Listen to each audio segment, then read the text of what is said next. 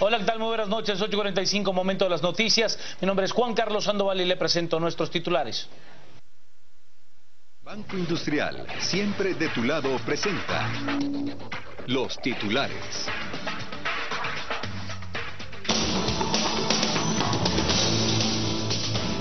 Abogado de Pérez Molina pide al juez que se declare falta de mérito para el expresidente de la Nación. Presidente Alejandro Baltasar Maldonado Aguirre recibe el bastón de mando como comandante general del Ejército de Guatemala.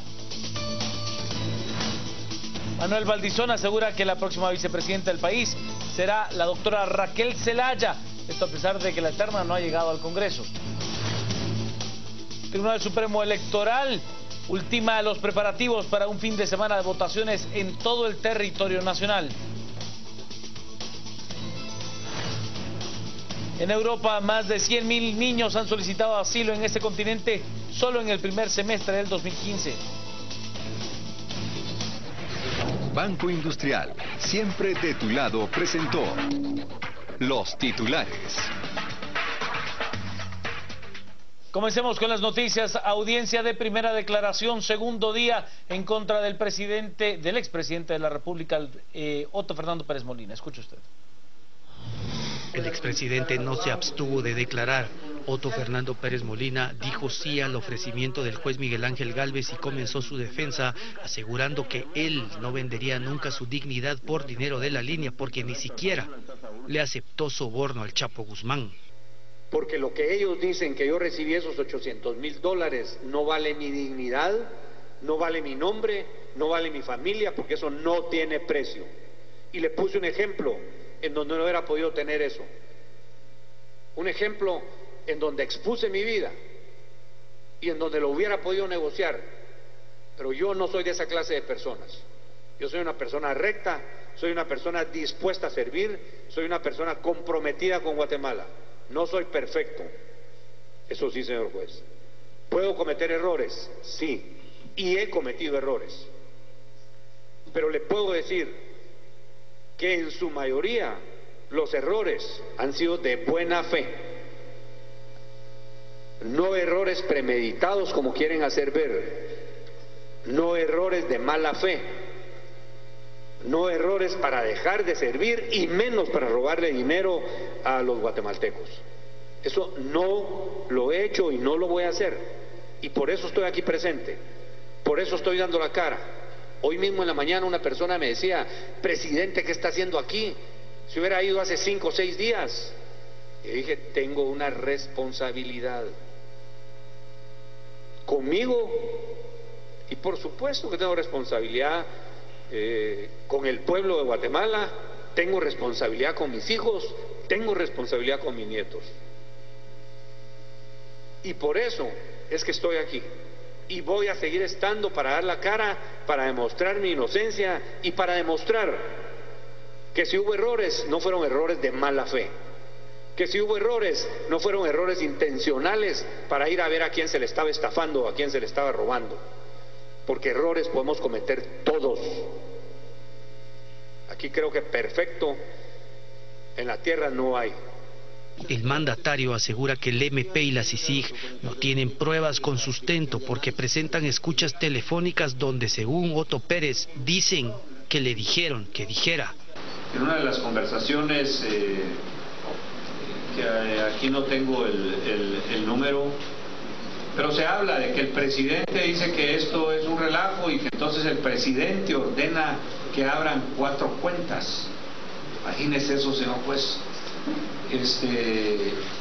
Si el fiscal hubiera tenido mi voz diciendo una cosa de esas, creo que hubiera sido una prueba que yo no hubiera podido refutar. Pero están hablando 2 personas que cuentan, que dicen que le dijeron que dijera. Imagínense, dicen que le dijeron que dijera que el presidente ordenaba que se abrieran 4 cuentas. A mí me parece no solo una irresponsabilidad, sino me parece, además de todo esto, una yo diría mala intención de querer hacer cualquier esfuerzo para vincularme a esta red criminal. Aquí, señor juez, es conocido que lamentablemente Guatemala sigue siendo un país presidencialista. Aquí cualquiera va y habla a nombre del presidente. Tuve una reunión con el presidente ya dijo, el presidente ordenó, me ha pasado con mis propios ministros, que los ministros me han llegado a preguntar, presidente, ¿usted ordenó tal cosa? No la he ordenado. Y me ha pasado no una, innumerables veces, con gente que está cercana con el presidente, no digamos con gente que está totalmente afuera y que uno no puede tener ni siquiera la más mínima comunicación con alguno de ellos.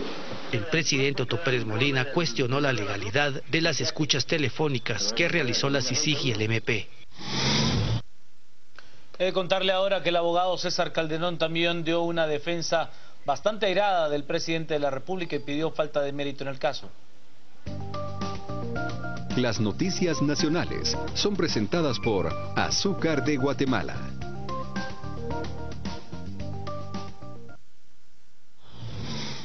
Señor juez, es difícil luchar contra la corriente, es difícil luchar contra la opinión de los ciudadanos.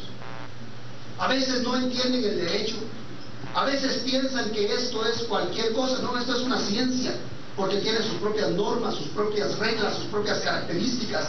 Somos igual que un ingeniero, igual que un auditor, igual que cualquier otro profesional.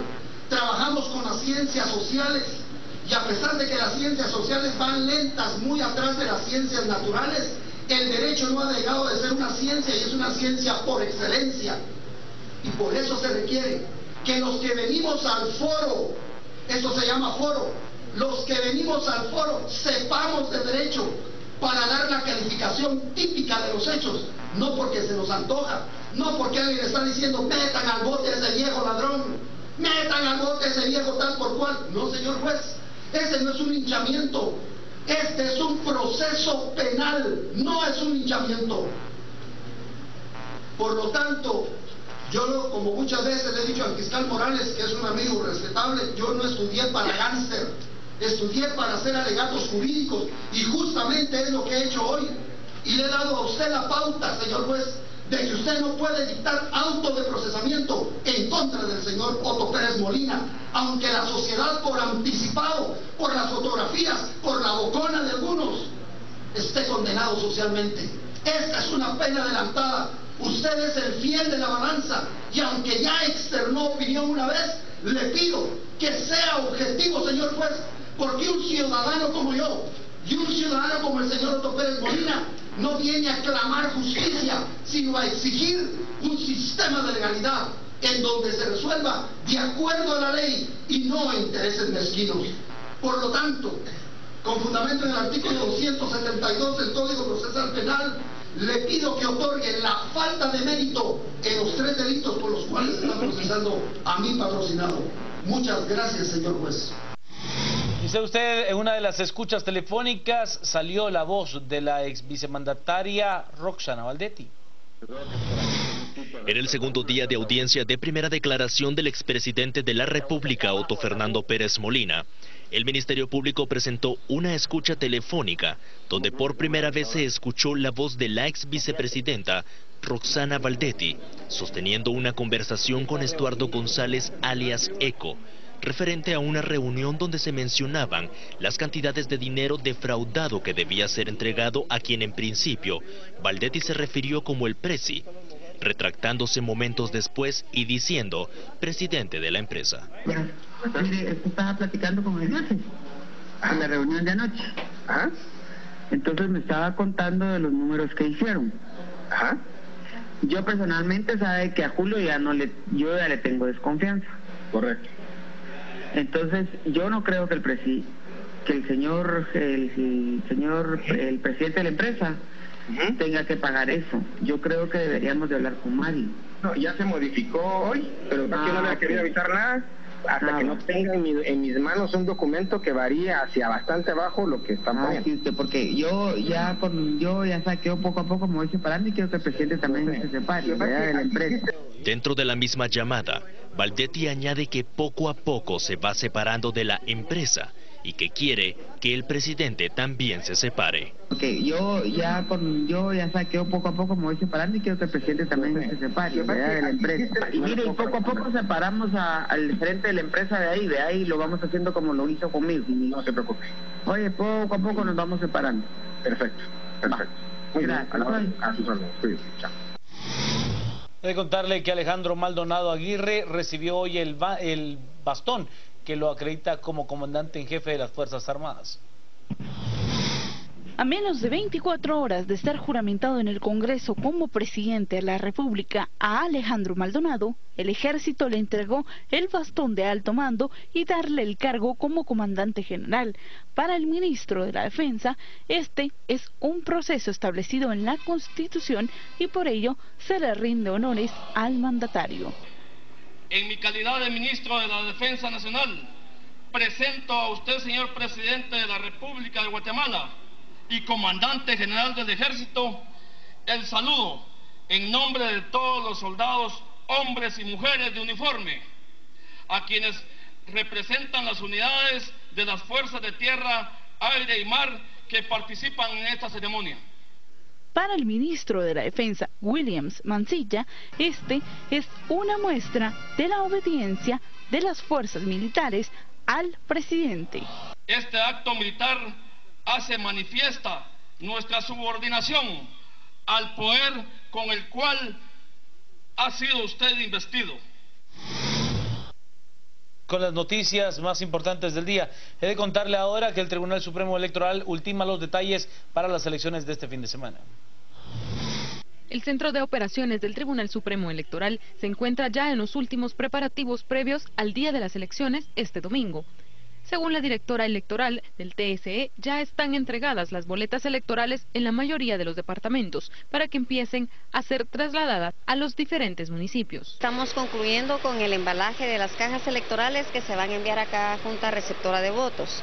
Ahorita ya distribuimos a la mayor parte de departamentos de la República. Las juntas electorales departamentales ya tienen en su custodia las cajas electorales para su distribución a los distintos municipios y las entregan directamente a las juntas electorales municipales. De momento, existen algunos departamentos pendientes de entrega, principalmente el área metropolitana, que por cuestiones de distancia han quedado de último. Estamos concluyendo en estos momentos con Escuintla, Chimaltenango, y solamente nos haría falta embalar lo que es Zacatepeques, Chiquimula, y el Distrito Central y los municipios de Guatemala, que son los que dejamos al último por razón de distancia. La directora expresó que hasta el momento todo ha salido con normalidad y no ha habido inconvenientes en el traslado. Manuel Valdizón hizo hoy su cierre de campaña, prometió una reducción del salario presidencial. Manuel Valdizón prometió que de ser el próximo presidente de la nación, la primera acción que tomará es bajarse el sueldo junto con el del vicepresidente de la República, hasta en un 50%. El presidente en la actualidad gana un poco más de 141.000 quetzales y la vicepresidencia 23.000 quetzales, más bonos y prestaciones de ley. En el gobierno del pueblo vamos a implementar la austeridad y en el primer mes los funcionarios que devenguen salarios mayores vamos a reducir junto al presidente y vicepresidente el salario al 50%.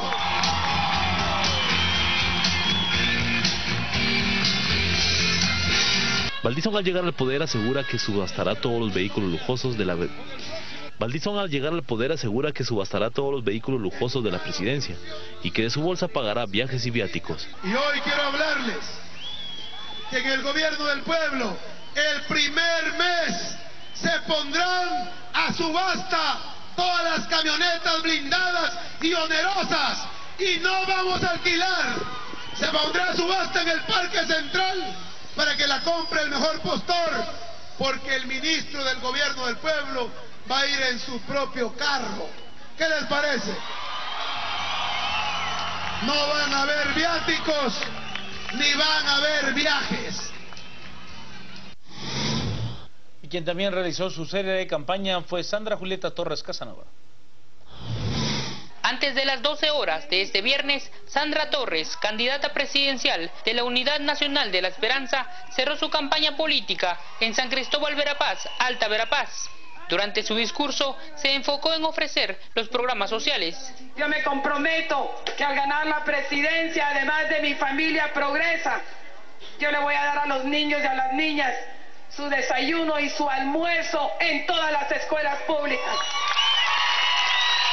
Los hombres también van a tener su programa Mi Siembra y Mi Bosque Progresa, amigos de mí. Además del voto para ella, pidió votar en las otras 4 papeletas por la Unidad Nacional de la Esperanza. Salgamos todos a votar en línea por la UNE, porque la UNE ha sido el único partido político que volteó su mirada a los más pobres y a los más necesitados. Se refirió a un partido político como una amenaza para el país. Hay que tener cuidado con un partido de color rojo que es una amenaza para Guatemala. Es una amenaza para nuestro país. Ahí anda Valdizón defendiendo a Otto Pérez, porque Otto Pérez y Valdizón la misma cosa son. Torres se mostró como la única opción de derrotar en las urnas a Manuel Valdizón. No desperdicien el voto en partidos pequeños, porque la única que le puede ganar a Valdizón soy yo. Con imágenes de Oscar Prado, reportó desde San Cristóbal Verapaz para Canal Antigua, Minor Q. Oshom. Las noticias nacionales fueron presentadas por Azúcar de Guatemala. Hasta aquí con las noticias. A las 10 p.m. el debate. Adrián Zapata y Edgar Ortiz. Que tengan una noche muy hermosa.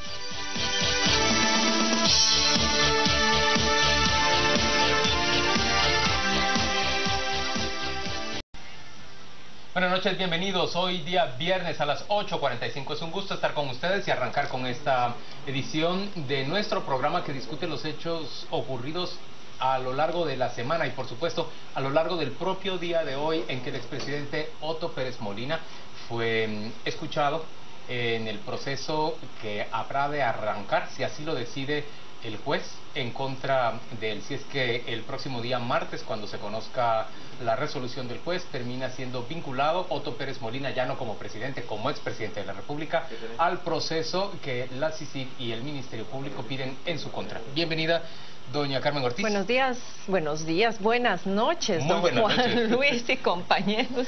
Bienvenido también a nuestro invitado de esta jornada, el licenciado Juan Rodolfo Pérez Trabanino. Gracias por estar con nosotros y ayudarnos a discutir este tema respecto de cómo enfrenta Otto Pérez Molina la defensa de su caso. Bueno, pues gracias por invitarme a este programa, me honra muchísimo estar aquí con ustedes esta noche. Bienvenido.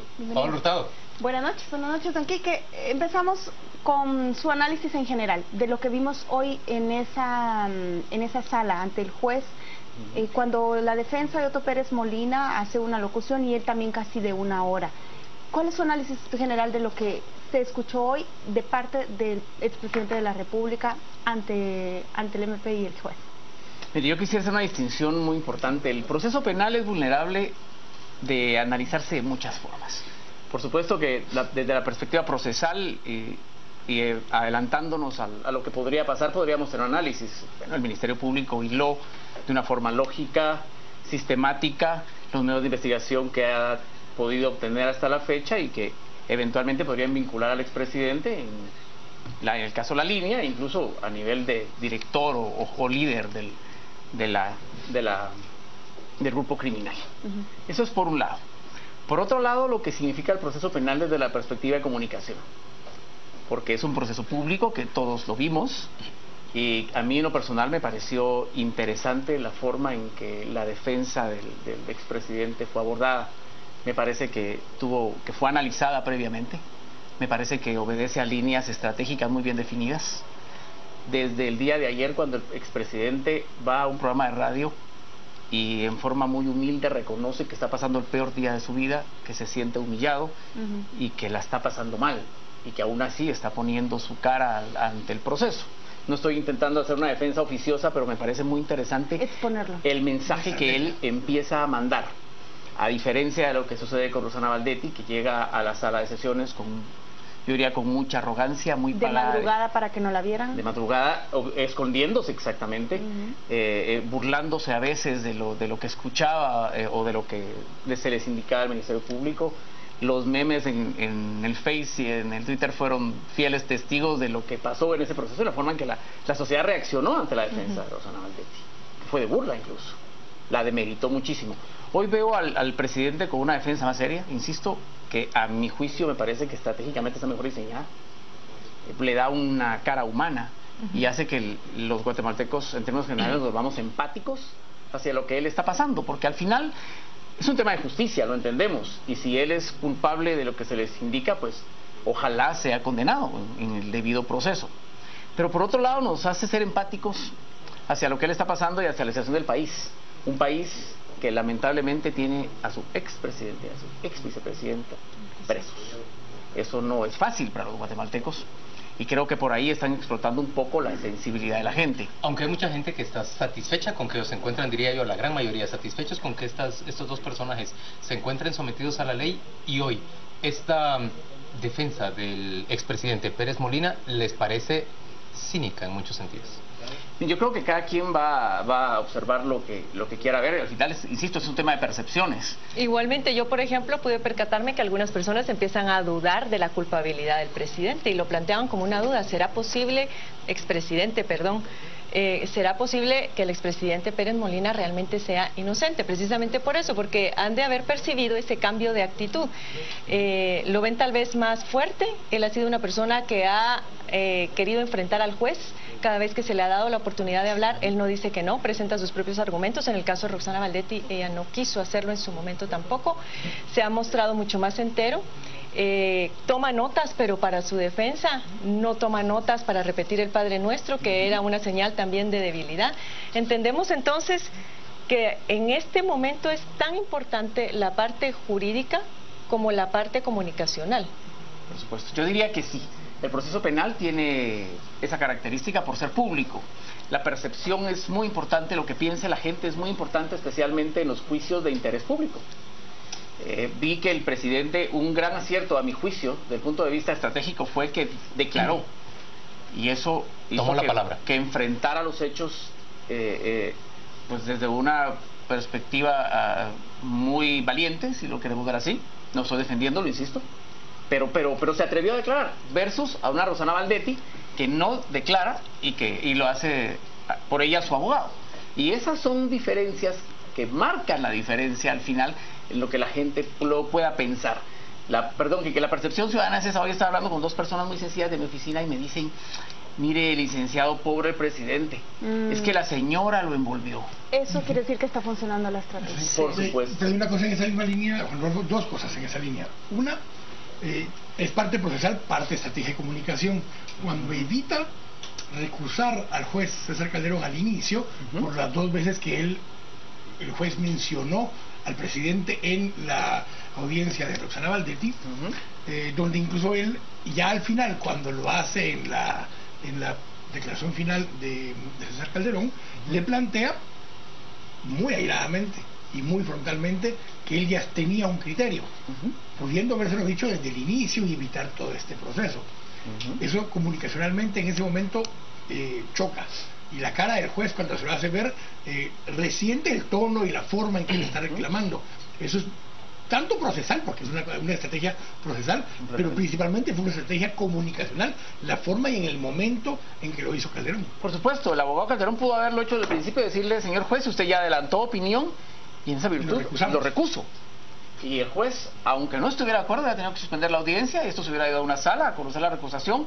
Muy probablemente la recusación hubiera sido clara sin lugar, regresa, pero para eso estamos hablando de 2 o 3 meses. Sin embargo, estratégicamente lo dice al final, y el mensaje es: a pesar de que usted ya emitió opinión en contra de mi cliente, no lo vamos a recusar. Pero Juan Rodolfo, eso es porque la defensa está tratando de persuadir al juez de que no vincule a proceso a Pérez Molina. Si en este momento la defensa recusa al juez, el sindicado, que es Pérez Molina, se tiene que quedar en prisión provisional. Por supuesto. Y entonces eso prolonga su prisión provisional. Cuando ellos tiene una le están dando un margen al juez para que el juez diga: ¿saben qué? No lo voy a vincular a proceso, o lo voy a vincular a proceso, pero le voy a dar arresto domiciliario. Supongo que esa es la carta que están jugando. Podría ser. Agregándole a esto, Juan Rodolfo, el término, el concepto de prisión provisional. ¿Existe? Cabe? En las capacidades discrecionales del juez. Yo cuando escuché la palabra prisión provisional recordé mis estudios de Derecho Procesal Penal y no existe. Lo que sucede es que en la práctica, cuando las audiencias se van más allá de un día o dos o tres, los jueces tienen la mala costumbre, porque a mí me parece que no es lo correcto, de enviar las carceletas a los indicados. Es desconsiderado con la persona que está haciendo... Por supuesto, porque ahí sí se viola completamente el principio de inocencia, aunque también depende de las circunstancias. No es lo mismo llegar a un proceso penal a través de una citación, en la cual pues te citan, llegas y expones, y si no termina la audiencia puedes regresar a tu casa. Que es el caso de Pérez Molina, digamos, él llegó al... No, porque había una orden de captura, estaba en ese limbo, ¿no? Cuando existe una orden de aprehensión es porque previamente el juez ya determinó que puede existir peligro de fuga. Claro. Y entonces en ese momento el juez lo justifica a mi manera un tanto discrecional y dice voy a darle una prisión provisional. El Código Procesal Penal es específico, es una prisión preventiva. Ahí hizo énfasis, no preventiva, provisional, dijo. Sí, y ahí es donde los abogados podemos jugar y especular con muchas de las defensas. Bien me hubiera podido ser, y solo estoy pensando en voz alta, recusar al juez. Si el sindicado no estaba ligado a proceso todavía, a través de una exhibición personal, decir, señor, todavía no está ligado a proceso, y llevarlo a mi casa. La defensa, podría ser, pero no se hizo. Hablemos de la defensa de Otto Pérez Molina. Empezó con César Calderón, un abogado que por cierto ya ha defendido a otros integrantes de la estructura de la línea, entre ellos el ex jefe de la SAT, el señor Carlos Muñoz.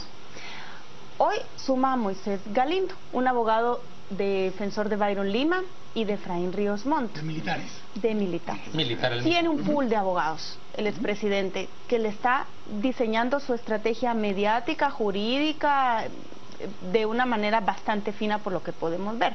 ¿Qué pasó entre ayer y hoy? ¿Ve usted una diferencia? Porque ayer cuando daba las primeras declaraciones a los medios, yo recuerdo que esa sensación de ay, pobrecito, empezaba a gestarse cuando sale hablando a los medios diciendo yo doy la cara y otra vez con ese discurso un poco ambivalente, como ambiguo, mejor dicho, de que no precisa y no aclara nada. La gente dice, bueno, está preso. Pero hoy yo vi una diferencia en su defensa, en su discurso, en el tono de él y en el tono de su abogado. ¿Qué pasó en 24 horas? La prensa. Mire, y no habló a la prensa. Yo creo que en la defensa del expresidente hay incluidos profesionales que no son abogados necesariamente. Yo creo que aquí hay expertos en comunicación, porque la diferencia de ayer para hoy fue evidente, hasta en la forma en que fue vestido.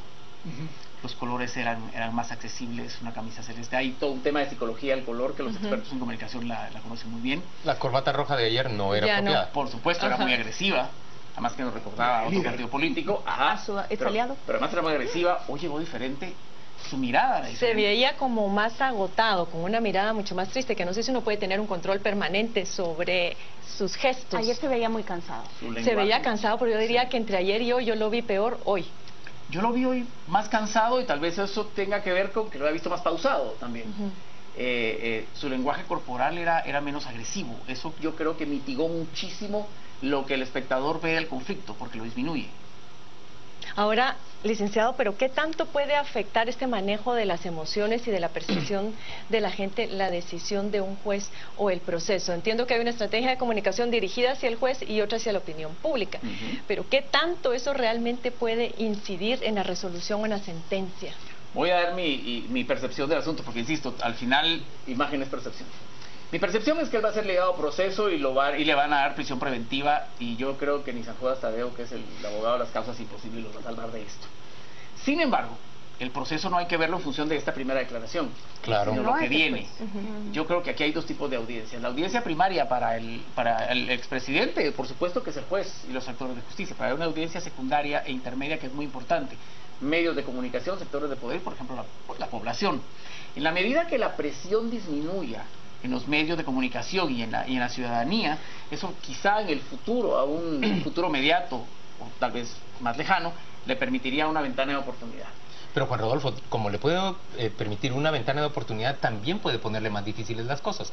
Porque un Ministerio Público ya con plena libertad de investigar a un ciudadano como Otto Pérez Molina puede determinar, por ejemplo, que hay un incremento en su patrimonio que es difícil de explicar y puede pedir que se amplíe los delitos, los tipos penales por los cuales se le está vinculando a proceso, entre otros enriquecimiento ilícito. Venga usted y explíqueme de dónde sale la casa del puerto, de dónde sale la casa grandota que se hizo en Zaragoza, de dónde salen todos esos terrenos nuevos, cuentas nuevas. Y lavado de dinero, que es un delito que no está en este momento, que incluso cuando el abogado Cano, en el caso de Roxana Valdetti, cuando él mismo saca los cheques, saca el término que había un crédito, lo de Proinver y demás, él casi abrió la puerta para el delito de lavado de dinero que no estaba siendo imputado por la fiscalía. Entonces, hay cosas aquí de aquí en adelante que procesalmente el Ministerio Público en este momento solo presentó indicios. ¿Por qué? Porque no había podido investigar a profundidad lo que ya decía Juan Luis, pero además hay cosas que ellos tienen que validar aún con medios de investigación nuevos desde que se levantó el antejuicio para poder terminar de vincular esos indicios, esas cosas circunstanciales con hechos concretos que ahora ya vemos en estas declaraciones. Eso ni siquiera va a estar el próximo martes, eso va a ser cuando se abra juicio. Completamente, de acuerdo con ambos. Lo que pasa es que creo que nos salimos un poco del primer escenario. Estábamos hablando de lo que podría significar en términos de comunicación una estrategia de mitigación del conflicto y lo que puede percibirse.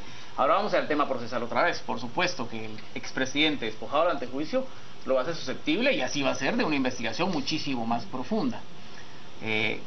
Obviamente va a ser ligado a proceso, va a ser preso preventivamente y no provisionalmente como lo es ahora. Y yo esperaría muchas sorpresas en el futuro con elementos de investigación muchísimo más fundamentados que puedan eventualmente llevarlo a una condena. ¿Lo ligarán por los 3 cargos o lo ligarán solamente por 2 de ellos? Y a mí me dice la lógica judicial que lo van a ligar por los 3 cargos porque es la misma forma en que han ligado el otro y sus circunstancias fácticas no son diferentes. Lo que lo sitúan es en el jefe de la clica. Eso es todavía peor, agravante. Pero no hay ningún hecho que pueda decir que no participó en esto, no otro. Tenemos muchas más preguntas que plantearle al licenciado Pérez. ¿Puedo hacerle una última pequeñita que requiere una respuesta pequeña? Más o menos, ¿cuánto puede costar una defensa de esa naturaleza tan articulada que requiere de un equipo multidisciplinar? Grosso modo. No lo sé. No me atrevería a especular cuánto va a costar. ¿Medio millón de quetzales? Muchísimo. Muchísimo más. $1 millón, estima. Todo el equipo para el juicio completo. Pero eran 28 los que ganan un año. Yo diría que depende de cuántos abogados integren el pool. Es que vamos a ver a un abogado y a otro, y quizá a otro más entrando y saliendo, como el caso Ríos Montt, que entraban abogados, salían y entraban otros para cambiar la cara al proceso, porque hay momentos en que tal vez necesitamos un abogado más agresivo y quizá otro momento necesitamos un abogado más tranquilo. Hay una cuestión clara. Estamos frente a un proceso que se está transmitiendo prácticamente en vivo para toda la población. Y hoy los guatemaltecos lo presenciamos como si estábamos viendo el último capítulo de una telenovela interesantísima y que queríamos que viniera pronto la siguiente temporada. Gracias, licenciado, por acompañarnos el día de hoy a las 8:45. Vamos a la pausa comercial, volvemos de inmediato para seguir discutiendo este tema.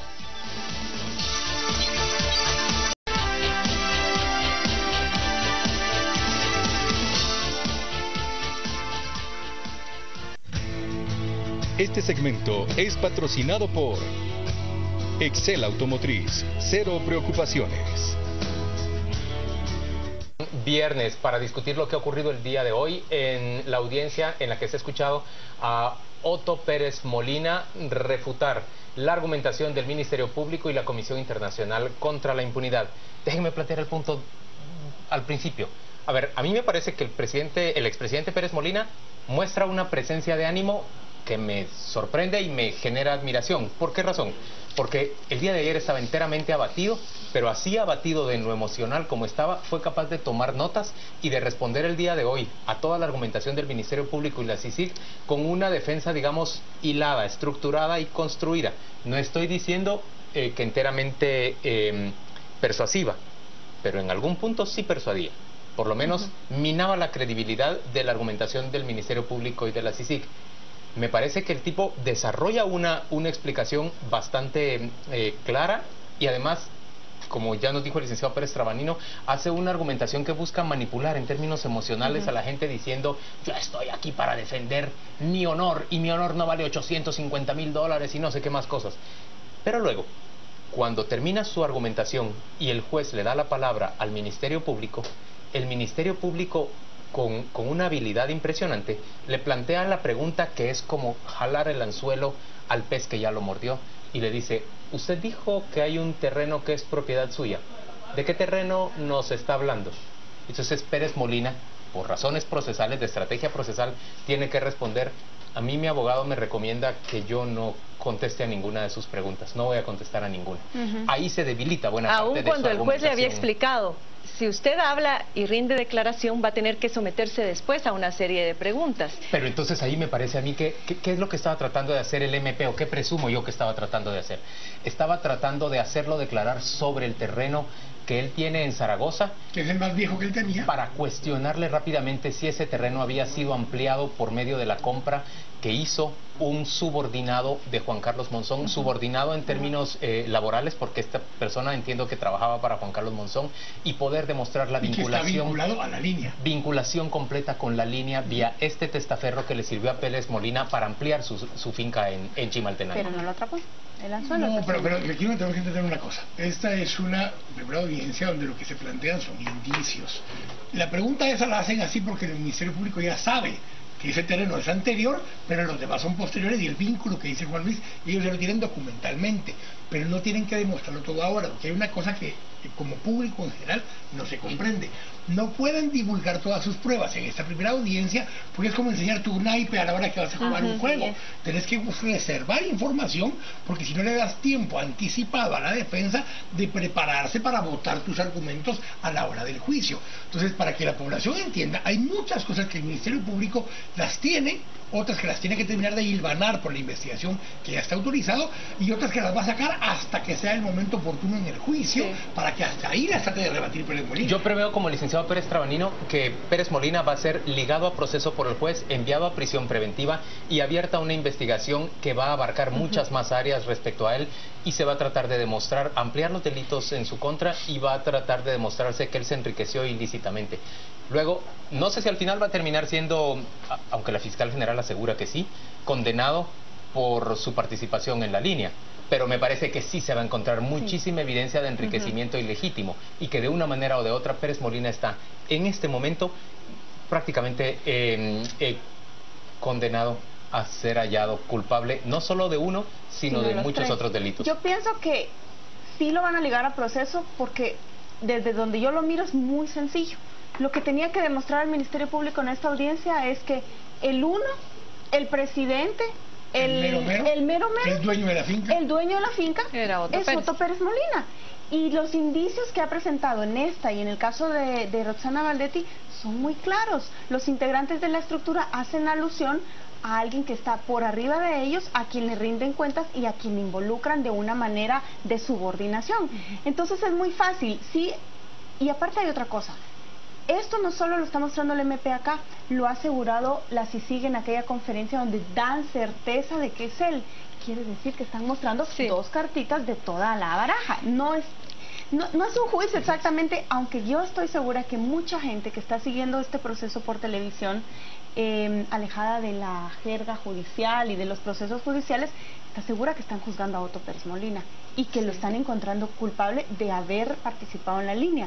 Seguramente el presidente tal vez no tanto. Yo lo que creo es el gran mensaje de estos 2 días ha sido, primero, el haber dicho yo voy a dar la cara, es decir, él va a dar la batalla en este proceso, no se está rindiendo, se nota que no está huyendo, se nota que todavía tiene pues su orgullo bien puesto y está defendiendo con capa y espada su presunción de inocencia. Va a ser un juicio bastante complejo, pero creo yo que bastante interesante.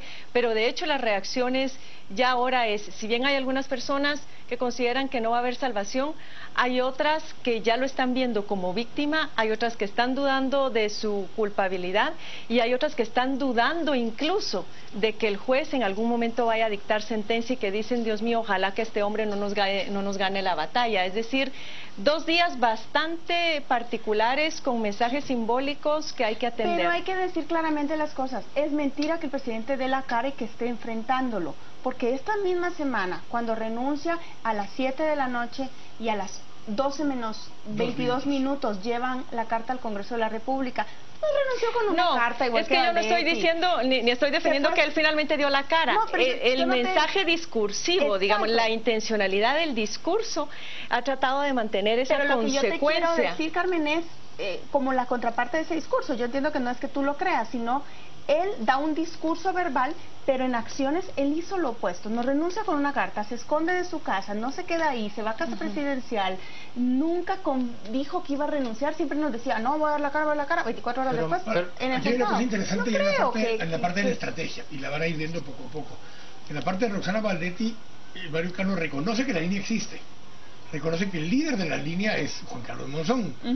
Pero después dice, ella no tenía ninguna injerencia sobre Juan Carlos Monzón en esto. En el caso de Otto Pérez Molina, no reconocen que la línea exista, es más, argumentan que todo lo que está presentando son justamente cosas circunstanciales, no hay un fondo todavía, y el argumento principal de él en su momento va a poder ser que puede ser que existiera después, pero que él nunca estuvo vinculado. Y esas estrategias van a empezar a encontrar a los diferentes actores entre sí, y va a haber un momento en el que incluso Otto Pérez Molina puede decir, miren, ahora ya me di cuenta que sí, y Roxana y Juan Carlos eran los responsables y él se trató de lavar las manos. Ahora, yo respecto al argumento que plantea Carmen primero y Paola después, yo pienso que Pérez Molina sí está dando la cara. Se presentó ante el juez. Pérez Molina... no ser capturado y humillado, Juan Luis, no tenía escapatoria, era un animal... Bueno, de una manera o de otra, se presenta ante juez y está respondiendo delante del juez. Bueno, podía haber... Dígame una opción mejor que esa. Por supuesto que no es... Por ahí de mar o tierra se puede haber ido. No es meritorio decir que no se fugó, pero creo que sí es un hecho concreto que él se presentó y que está dando la cara. Ahora, eso es un hecho que no necesariamente justifica o que demerita de ninguna manera la acusación que se está haciendo en contra de él. Pero me parece que es un hecho claro. Y es mentira cuando dice que se pudo haber ido. Juan Luis, lo voy a contradecir. Él no lo hubiera necesitado. Era muy difícil el escape. Era muy difícil el escape. Pero esto es lo mismo que por eso se lo pregunté. Yo sí creo que no podían dejarlo con esa prisión provisional. Porque los argumentos que se presentaron muy bien de parte de la defensa se presentó voluntariamente. No hay razón por la que se pueda decir que se va a fugar por lo mismo que está diciendo Paola, ¿a dónde se va a ir? Sí, es imposible. Y en tercer lugar, él lo que llega a plantear es, yo mandé un memorial para decir que aquí iba a estar y el juez aceptó ese argumento. Y el término prisión provisional no existe jurídicamente en ningún lugar. Entonces, entendiendo eso, él no debiera estar en la guardia presidencial de Matamoros, que es donde seguramente está, sino que debiera poder estar en su casa. Pero la presión, el clamor popular que todavía hay, es lo que hace que esté ahí. Y tuvo que resolver de esa manera el juez Gálvez por ese clamor popular, que si él lo hubiera dejado ir esa noche, porque las características del en este caso detenido, lo ameritaban, se le cae el tiempo. Solo recuerden la forma en que se producen los hechos. El día miércoles, la fiscal general, acá a las 8:45, informa que ya se pidió la orden de captura y que la orden de captura ya fue emitida, pero que un memorial del defensor hizo que el juez no ejecutara de inmediato la orden de captura. Sí, porque el memorial se presentó antes. Que se va a presentar, que se va a presentar. Es que en realidad no hubiera habido justificación para hacer un espectáculo, creo yo, de esa naturaleza. Termina presentándose. Al final, Pérez Molina, al renunciar, digamos que libra en el último momento a la institución de la presidencia de pasar el papelón de que se saque engrilletado a un presidente de la República de cualquier sitio en donde se encontrara. Por supuesto, vergüenza ya le ha acarreado enorme a la institución. Vamos a ir a la pausa comercial y volvemos dentro de muy poco para seguir discutiendo hoy a las 8:45. Este segmento fue patrocinado por Excel Automotriz. Cero preocupaciones.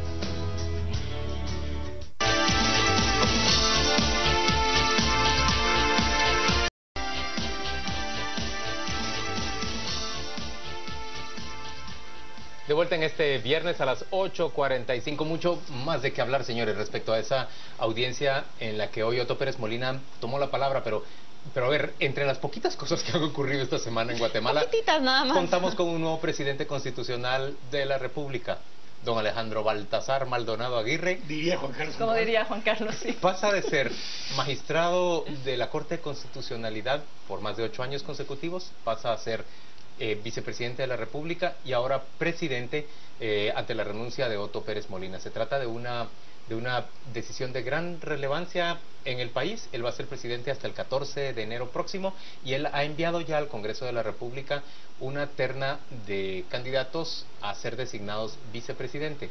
Uno de ellos es Raquel Zelaya, la presidenta de ACIES. La otra persona es Gabriel Medrano, ex magistrado de la Corte Suprema de Justicia, y la otra persona es Juan Alfonso Fuentes Soria, ex rector de la Universidad de San Carlos. ¿Qué podemos decir de estos poquitos hechos que han ocurrido en Guatemala en las últimas 48, 72 horas? Bueno, mira, yo creo, primero decir que las expectativas en esta ocasión me da la impresión respecto a quien ocupe la vicepresidencia se han moderado. Pienso que había más expectativas sobre ese rol cuando Roxana Baldetti renunció a ser la vicepresidente, porque habían 8 meses todavía a futuro para poder generar un mayor cambio, o por lo menos dejar porque la previsión era que ocurriera lo que ha ocurrido esta semana y que el vicepresidente asumiera la presidencia. Así es. En esta ocasión yo creo que he percibido cierta conciencia de que son solamente 4 meses y que en 4 meses va a ser poco lo que se va a poder hacer. Pero más allá de eso poco que se puede hacer, sí son personas que van a tener que trabajar con el próximo gobierno. Es decir, si este vicepresidente es juramentado el día martes... Me encanta llevarle la contraria a Carmen, pero yo no creo que sea poco lo que se puede hacer. Yo creo que en 4 meses puede hacerse... En términos de las expectativas ciudadanas, comparativamente... Yo digo claramente, sí creo... puede haber un gobierno provisional o un gobierno transitorio, como ustedes quieran llamarlo, que simple y sencillamente modifique, por ejemplo, los mecanismos de compra de medicamentos en nuestro país, señores. Pero mira, ahí va a haber que establecer prioridades. Hay muchas cosas que desde el Ejecutivo se podrían hacer.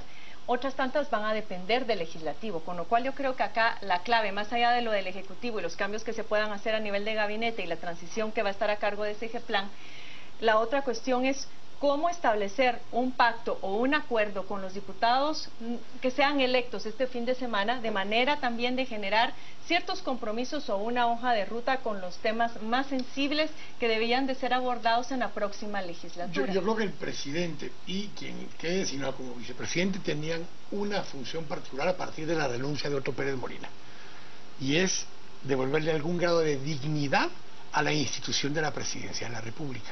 Y en ese aspecto creo que el simple hecho de las pocas cosas que hizo ya Alejandro Maldonado desde que dio su discurso hasta una conferencia de prensa y 2 o 3 actos posteriormente a eso, por el contraste que estamos encontrando entre la actitud del presidente y la vicepresidenta en los últimos meses y la disposición con la que Alejandro Maldonado entró, ya eso es un primer paso que, si solo lograra eso, devolverle un poco la dignidad a la institución, se logra muchísimo, porque allana el camino para todo lo demás que se tiene que hacer. Algunas cosas da tiempo todavía durante esta gestión, estoy de acuerdo. Yo lo veo menos... Devolverle la dignidad. Yo no lo veo así. Yo lo veo menos romántico y más operativo. Creo que estos 4 meses, por poco que parezca, pueden... Mire, no se les olvide que el Estado estaba desastroso. Cuando se hacían esos señalamientos de que Roxana Baldetti intervenía en las entidades que iban a recibir fondos para agenciarse de comisiones, algo que no está aprobado, solamente es una información oficial, significa que la distribución de recursos en el Estado estaba totalmente desigual y en función de los intereses del binomio presidencial, presumiblemente. ¿Qué pueden hacer, Quique? Distribuir equitativamente los recursos, lo poco que dejaron, lo poco que queda del año, para que el Estado se regularice, la funcionalidad lleve a la pagar transición. Sueldos y gastos y nada, pero pueden sanear. No yo sí creo que pueden sanear, sobre todo desde la vicepresidencia, desde la Comisión de Transparencia, pueden denunciar las anomalías que encuentren en las distintas entidades para que el próximo gobierno venga y tome eso de batuta y justamente se les exija ese tema de ir y denunciar es justamente lo que la COPRED no tiene absolutamente nada que estar haciendo. Para eso está la Contraloría. La COPRED es una instancia que lo que debe generar son las condiciones, pues son las condiciones para generar la prevención de ese tipo de cosas. Una especie de comisión de ética que hay en muchas empresas. La COPRED estaba denunciando, le recuerdo en el Por eso es mi punto, que esa no es su función y que nunca le debe haber correspondido. Este gobierno que está tomando posesión esta semana y muy probablemente la semana entrante tengamos ya nuevo vicepresidente, se asuma a sí mismo como un gobierno que puede hacer grandes cambios dentro del país y sí puede hacer más que simplemente ordenar la casa. Señores, Superintendencia de Administración Tributaria requiere de inmediato un trabajo de fondo. Señores, se puede enviar una nueva propuesta de ley de contrataciones que esta legislatura todavía tiene que aprobar y que la ciudadanía puede salir a forzar a los diputados de esta legislatura que todavía aprueben. Se puede salir a modificar el mecanismo de compras de medicamentos. ¿Por qué tenemos que pagar muchos más? Un precio mucho mayor, y por qué no nos sumamos a esa iniciativa que permite la compra en conjunto de diferentes países del ámbito centroamericano y caribeño a grandes empresas farmacéuticas. Se puede hacer muchas cosas más. Dejarlos a nivel de propuesta, porque recuérdate también los tiempos legislativos, que esos cronogramas no generalmente coinciden. Cambiar también en el presupuesto. Por ejemplo, señores, siempre estamos dispuestos a colocar más plata en obra pública porque es la que genera más corrupción y más posibilidad de enriquecimiento. No vemos un gran avance en obra pública en ninguno de los gobiernos, pero sí vemos que cada vez gastamos más porque es mayor el porcentaje que se está quedando entre alcaldes, gobernadores, diputados, constructores y ministros. ¿Por qué entonces no le colocamos mucha más plata, como decía el miércoles pasado, la fiscal general aquí, al sistema de justicia? ¿Cuánto más podría hacer el Ministerio Público con un mejor financiamiento? Piden 1.000 millones de quetzales y les otorgan 700 y luego en realidad les terminan entregando 500. Y no se les olvide que este Congreso está cambiado, está reconfigurado y no va a ser la misma discusión del presupuesto espuria que vimos el año pasado. Tienen la fiscalización social encima y van a estar diciéndoles, usted no recorte los gastos que sí le interesan al Estado. No va a ser igual. Ahora, otra cosa que hay que atender es que los cambios, a nivel de gabinete, por ejemplo, se tienen que hacer con mucho cuidado también, ver qué funcionarios deben quedarse, qué funcionarios deben irse, porque de por sí en un proceso de transición, el último año de gobierno es muy difícil. Eunice Mendizábal no se va a ir. Yo creo que hay ministerios clave, pero sí me llamó la atención el hecho que el presidente ahora haya dicho que esos nombramientos tenían que hacerse en consulta ciudadana en 4 meses. Yo creo que hay que pensarlo muy bien y ser moderados en términos de la propuesta de eso, quién se va, quién se queda, para facilitar ese proceso de transición. Es muy difícil que una persona, por citar a alguien que acaba de mencionar que se iba a encargar del proceso de transición, un ministro de Economía como Ricardo Sarastume, que no ha conocido absolutamente nada de la gestión anterior, ¿cuánto tiempo le lleva a uno ponerse al tanto? El presidente aquí hace 10 días dijo que a él no lo hubieran nombrado y que lo primero que haría cuando fuera presidente era quitarlo. Aquí nos lo dijo. Entonces, eso dijo Alejandro Maldonado siendo todavía vicepresidente. Ahora como presidente vamos a ver si cumple con esa decisión. Una cosa elegante fue que le pidió a todos la renuncia, y en todo caso él va a decidir cuáles acepta y cuáles no. Pero tiene 2 o 3 ministros que no van a cambiar. Estoy seguro que el ministro de la Defensa, por ejemplo, no va a cambiar por la misma forma en que funciona el Ministerio de la Defensa. El Ministerio de Gobernación, por la misma lógica que tiene y una estructura actual que funciona, estoy casi seguro que Eunice Mendizábal no va a salir. Normal Carías, que son técnicos, Maco Gutiérrez, los que estaban los viceministros, para mí esa estructura... Maco Gutiérrez se fue. Sí, es de lo que voy, pero se fueron porque renunciaron, pero ninguno de esos cargos han sido entregados a sus reemplazos, y son puestos que en todo caso podrían reinstalar algunos técnicos, porque todos son técnicos. Maco es técnico, Dorval es técnico, es gente que venía de adentro del ministerio, que requiere en este momento una instancia como la presidencia nueva, mantener algunos de esos cargos para darle continuidad al Estado. Porque seguir sacando técnicos de más abajo del Ministerio de Finanzas también desvalija la parte de abajo del Ministerio de Finanzas. Yo no voy a decir que tengo ideas respecto a qué cambios puede propiciar este gobierno efímero como el que va a ser el de Alejandro Maldonado, pero ocurrencias sí tengo. Y entre otras cosas, por ejemplo, modificar este sistema monopólico guatemalteco. Puede hacer muchísimo una administración que no tiene compromisos con grandes financistas y con grandes grupos de capital. Puede hacer muchísimo por abrir el mercado guatemalteco. Ya sé que me meto en problemas cada vez que digo eso, pero en términos generales, señores, televisión, ¿por qué tenemos que tener un solo propietario de todos los canales de televisión en nuestro país? Puede hacer mucho este gobierno. En 45 días la Junta Revolucionaria de 1944 logró unos cambios que abrieron al país hacia el siglo XX. ¿Se animan a hacer lo mismo el gobernante y su vicepresidente? Pero ese grupo que vos decís entró el 2 de enero del 45 y salió el 15 de marzo del 45 a hacer la Constitución. Por eso es que lograron hacer cambios radicales, porque les entregaron las hojas en blanco para que escribieran la nueva Constitución. Este grupo no tiene esas potestades. Decían ustedes, es que el Congreso está presionado. Congreso estaba presionado por el 6 de septiembre. Después del 6 de septiembre les vale gorro lo que pase en el Congreso, que sería, porque ya están fuera. La también, mitad de esos diputados no van a ser mediano diputados. Plazo, Quique, porque no se trata únicamente de pensar de aquí a enero y qué vamos a entregar en enero, es tratar de dejarlos comprometidos con algo que pueda son cosas más de forma. Se está pensando en como una mente revolucionaria, que el presidente, cuando fue vicepresidente, no dio atisbos de que fuera en esa línea. El vicepresidente, cuando lo era... Su vicepresidente puede traer ese ánimo. Mira, entre los tres ven ustedes un revolucionario. Operativice, alguien que ejecute, alguien que sea más activo y más político, porque creo que... No quería bajar el promedio de edad mucho tampoco, ¿verdad? Tampoco, no tengamos esas altas expectativas tampoco, porque vamos a salir muy frustrados. Creo que debemos ser exigentes, que se os dará. Pero realistas. Sí. Hay una revolución ciudadana en marcha. Juan Luis, pero exijamos. La primera cosa que una persona o dos personas en los cargos estos necesitan para poder ir y exigir a los diputados o a otras instancias es credibilidad. Ya la tienen. Por eso es lo que te dije hace un momento, esa dignidad, devolverle a la institución lo que les permite es tener la posibilidad de ir y pedir a los diferentes sectores. El presidente Pérez Molina no lo podía hacer, no tenía la capacidad de convocar a nadie llegaba a sus reuniones. Señores, estamos ya a punto de despedir este programa y yo, pues me da pena, pero en esta semana tumultuaria es que ni siquiera mencionamos que vamos a elecciones dentro de 2 días, que aquí en el canal Antigua usted va a tener una transmisión permanente desde el día de mañana. Estamos, todas las personas que usted ve aquí, presentándole entrevistas, reportajes, debates, noticias. Por supuesto, mañana a las 8:45, día sábado, usted va a poder vernos enteramente en vivo discutiendo todo lo que está ocurriendo en nuestro país. Vamos hacia unas elecciones en 32 horas. Especialmente interesantes, cuando las encuestas hablan de un presunto empate de los 3 candidatos que han marchado hasta ahora con la mayoría de intención de voto. Aparentemente están muy cerca o casi empatados. Vamos a ver qué ocurre en estas elecciones. Vamos a ver, por supuesto, qué nos deparan las próximas 24 horas. Y aquí habremos de estar todos discutiendo el día de mañana.